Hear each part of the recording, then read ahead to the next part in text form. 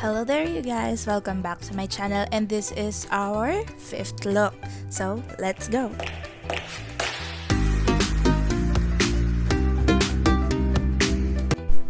So starting off with our foundation, and nag-prime na ako neto before pa ako maglagay ng foundation, and we'll just dab our foundation para mas flawless yung application.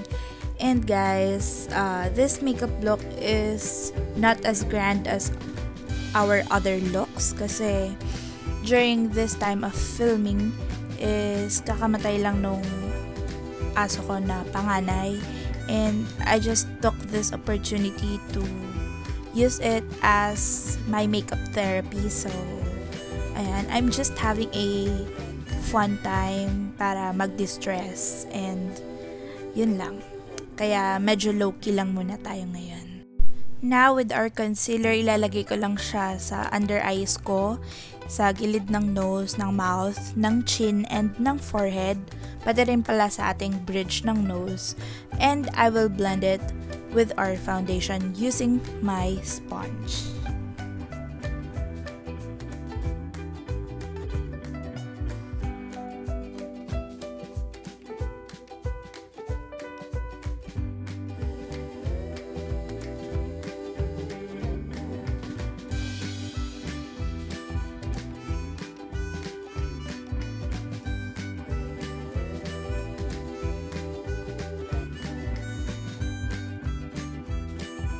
Now, we're gonna set our face, and binake ko lang ng very quick yung under eye area ko para mas mag-brighten siya than the rest of our face.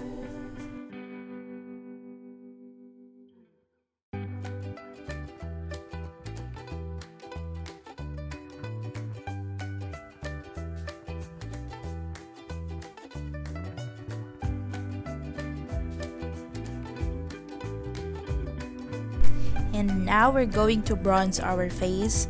And, ewan ko, tong video na to, masyadong warm ulit.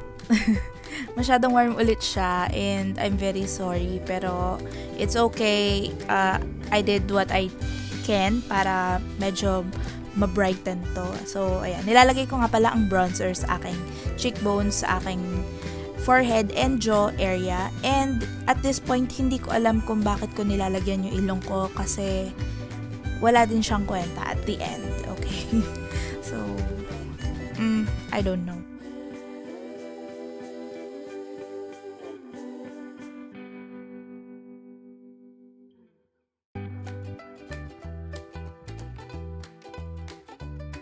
Now we're going to blush our face, and ito ang ating parang salmon pink ata to sa pagkakatanda ko. And ilalagay ko lang siya sa aking cheeks para bumalik lang yung color natin.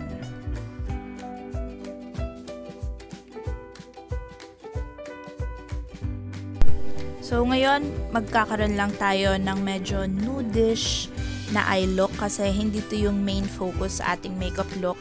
So, ayan.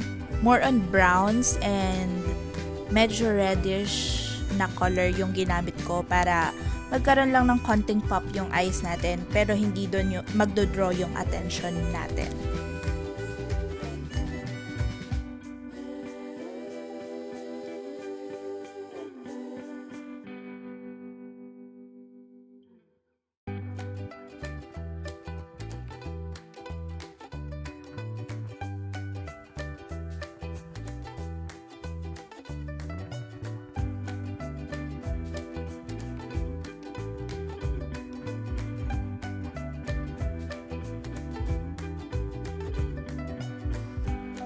So, kinuha ko tong parang pinkish na shimmer shadow, and nilagay ko lang siya sa aking lids using my fingers.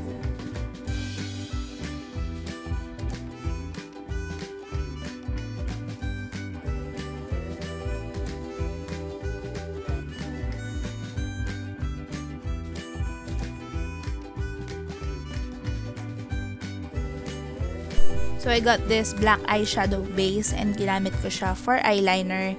And we're going to make a long winged eyeliner for this look para lang mas mukhang ano ba, mahaba?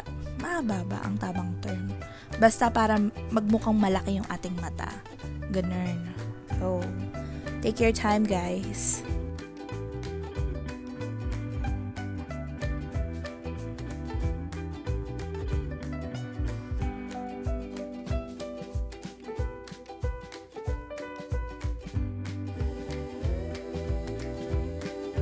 With this Total Temptation na waterproof mascara, ayan, mag-curl pala muna ako ng lashes, my God.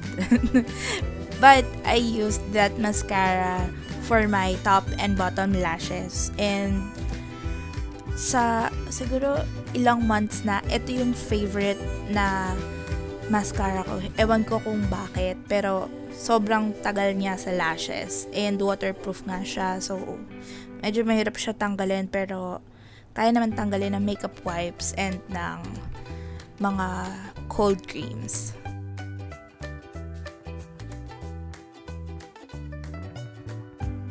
So now, let's proceed to our brows. And wala akong masyadong masasabi dito kasi minsan tsambahan lang din yung pagkikilay ko. Pero ito, okay lang. Medyo naging subtle yung itsura, pero okay lang para dun sa look kasi hindi siya masyadong bold para dun sa character. So, I'm using these two shadows, pero ang una kong gagamitin is the lavender one.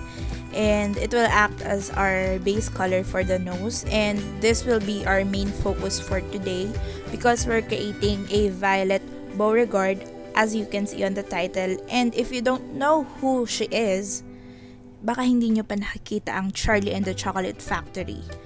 Kasi isa siya sa mga bata na nagkaroon ng golden ticket. And if you don't know who she is and haven't watched the movie yet, then go watch the movie. It's a classic. Go watch it.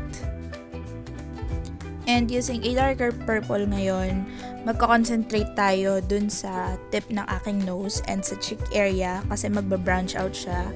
And it came from a scene from the Charlie and the Chocolate Factory na scene ni Violet na nag-chew siya ng gum and she is turning purple. So, that's the concept basically for this look.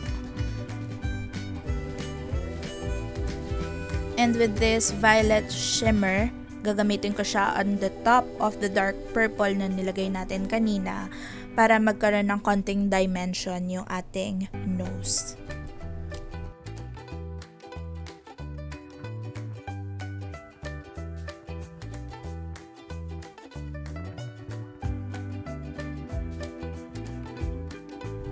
Now, kukunin natin tong white na highlighter na to and meron siyang hint ng blue kaya ito yung ginamit ko. Gagamitin ko sa tip ng aking nose, sa aking bridge, and maglalagay ako ng konti sa may cheek area para mag-pop siya and magmukhang matawakins naman ng ating ilong kahit violet ito.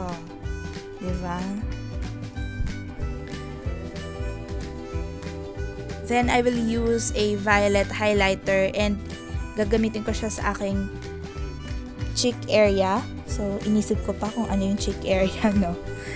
Tapos, ilalagay ko din siya sa aking cupid's bow, sa aking chin area, and konti sa aking forehead na makikita nyo in a while. Okay?